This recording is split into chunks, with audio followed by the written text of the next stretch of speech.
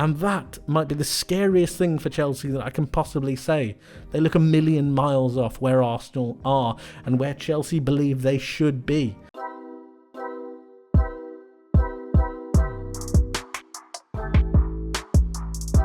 Arsenal have beaten Chelsea by 5-0. Chelsea have assembled their squad of millionaires, their billion-pound army, and it's pretty clear that it's without a plan, it's without an idea, it's without a point of direction. Whereas Arsenal have been building their side through and through the ideas and knowledge of Mikel Arteta and the real principles of play that he wants to instill within this side. The fact of the matter is that Chelsea have been built out of the idea of a person who doesn't understand football, or a group of people who don't seem to understand the way the game is meant to be played and the way that the game is meant to be set up. A group of youngsters has never been assembled like this before, and there is a reason for that.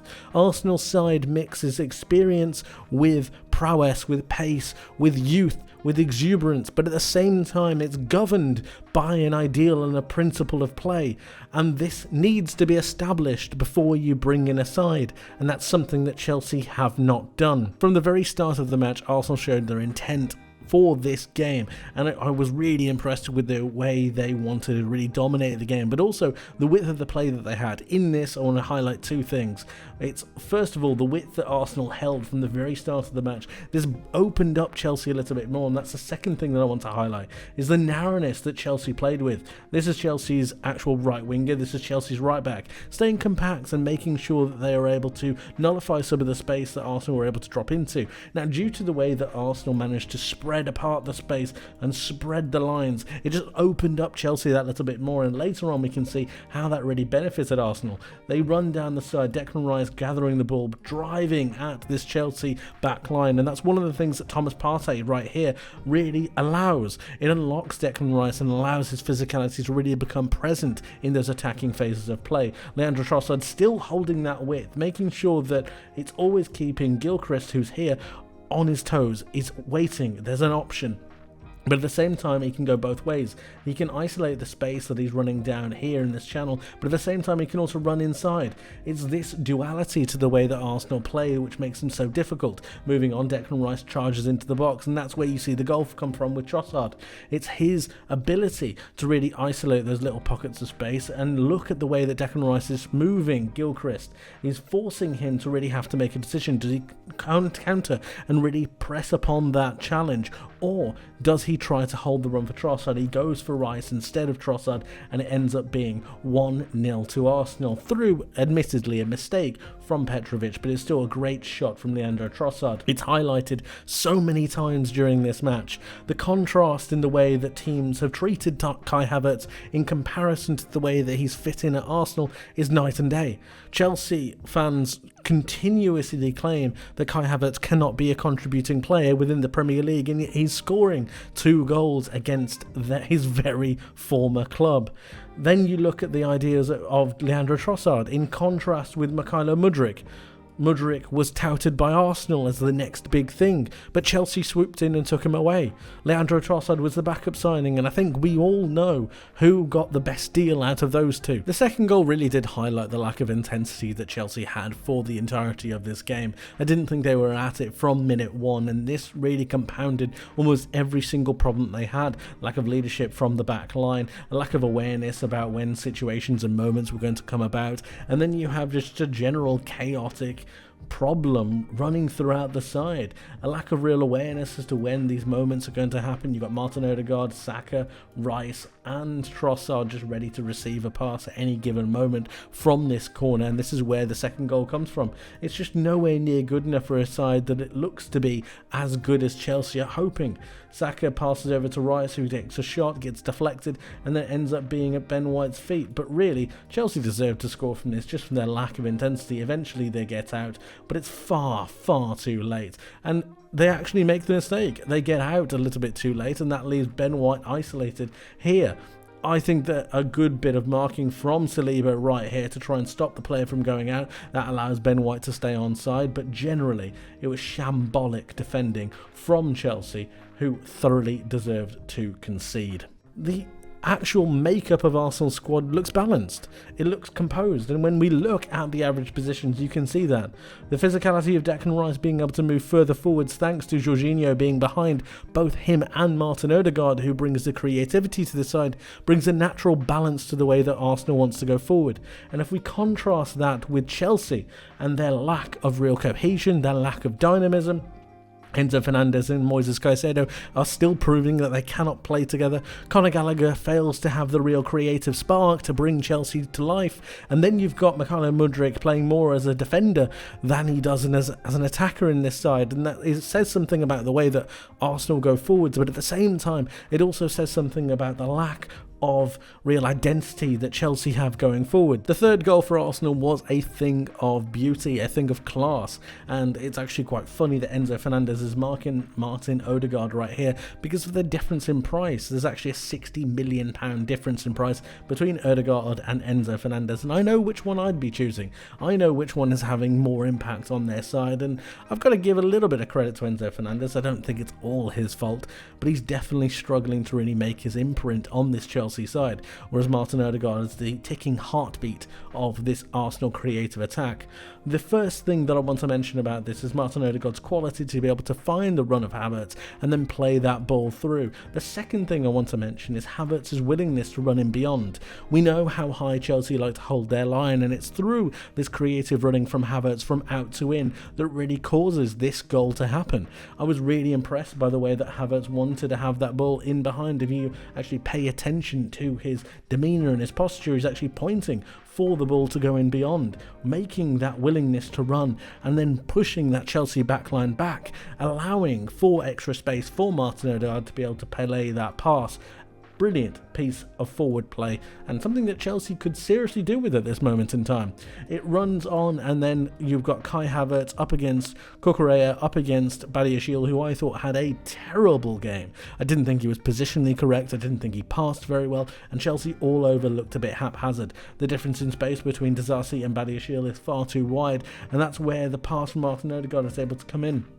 Chelsea were at 6s and 7s throughout the entire game. Kai Havertz showing that he wanted that pass a little bit more, able to get past Badiashile, but also to be able to hold off Cucurella in this particular moment, really shielding the ball from Cucurella and allowing himself to take that extra touch and then be able to finish with a treat over the top of Petrovic into the roof of the net. A brilliant finish from Havertz, who thoroughly deserved his goal, and celebration, I might add, considering how Chelsea fans treated him. Now, when we think about some of the statistics that follow on from this game, it just even becomes more apparent that the idea just isn't there. Chelsea dominated the ball with 55% possession, but they only had an XG of 1.61, only having 7 shots. 1 of them are on target. Most of them missed.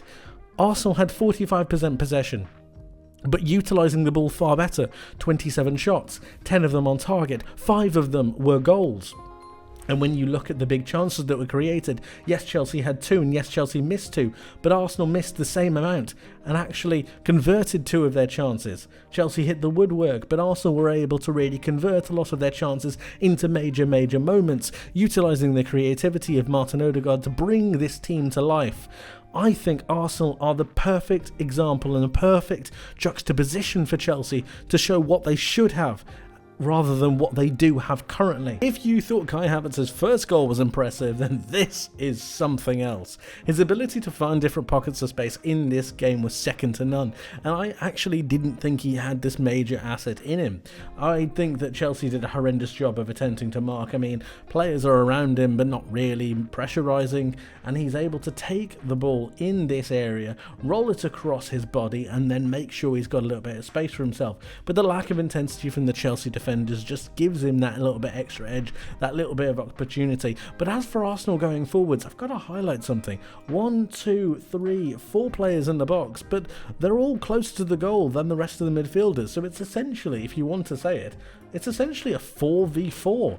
And that's nowhere near good enough if you're Chelsea, with how dangerous Arsenal are.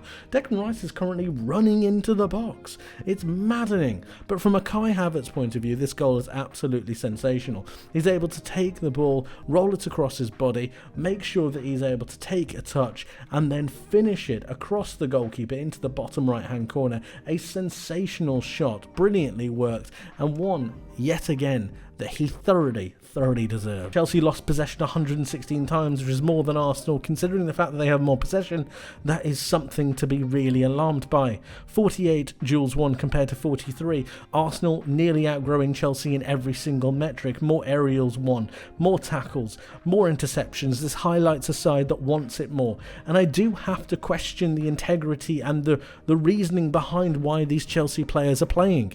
They are given 7-year contracts. They are given numerous years, numerous amounts of money. For what? What ideal? What idea are they working towards?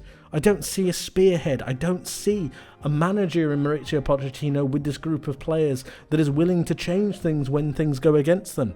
You could see from about the 30th minute that it wasn't going to work for Chelsea. So why not make a change? Why not be proactive? Instead, the changes are only made after being 4-0 down. And then you're looking at Fernandes coming out for Chalobah. Fernandes looked extremely injured. He didn't look right. And you're waiting until the 60-odd minute to change. And then more changes in the 78th and 79th minute. Mauricio Pochettino needs to be far more proactive. Mikel Arteta is not necessarily known for making his proactive substitutions, but the way his side is built up bullied Chelsea. They dominated the midfield battle. Enzo Fernandez looked a shadow of himself. Moises Caicedo looked absolutely run off the park. And the physicality that Thomas Partey and Declan Rice brought in combination with Martin Odegaard's creativity ripped Chelsea apart time after time again. This fifth and final goal might be the most humiliating one of the lot.